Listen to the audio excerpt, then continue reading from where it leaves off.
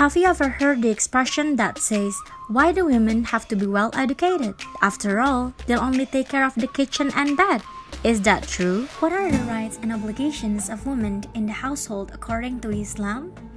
And how did Rasulullah give an example of kitchens and household affairs? The discussions of the law of the wives taking care of the household is long discussions, starting from the previous Islamic scholars until now. There is a different opinion among the scholars in this regard. Some of them are Malikiyah scholars and most of them are Shafi'iyah scholars, as well as many of the Hanabilah scholars stated that taking care of the household is not obligatory for a wife. According to them, a wife is not obliged to cook for her husband, wash his clothes, clean his house, and do other household chores. As for their starting point in this case is the assumptions that it is not contained in the marriage contract, while some of the Hanafi, Malikiyah, Shafi'iyah, and Hanabilah Islamic scholars have different opinions. According to them, a wife is obliged to help her husband in taking care of the household. The basis of this opinion is because it was done during the Rasulullah era that a wife helped her husband to take care of the household, and there is no history before that explains that the wife doesn't help her husband in taking care of the household. Then, what kind of life that exemplified by Rasulullah? Some friends asked his wife Aisha binti Abu Bakr about the activities that Rasulullah did when he was home. What was Rasulullah do when he was home? She replied, "He is an ordinary person.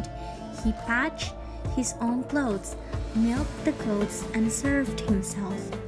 Hadith by Imam Ahmad. In other narrations, it turns out that Aisha, as the wife of the Prophet himself, also did various household chores, such as cooking, where the Prophet never criticized her cooking skills. As narrated by Abu Hurairah, that Prophet ﷺ never criticized food at all. If he has an appetite, then he eats it, and if he doesn't touch it without making any obscene comments about it. Narrated by Bukhari and Muslim. In this case, the Islamic scholar agreed that if a wife helped her husband in taking care of the household is considered as a good deed and will be rewarded by Allah subhanahu wa ta'ala.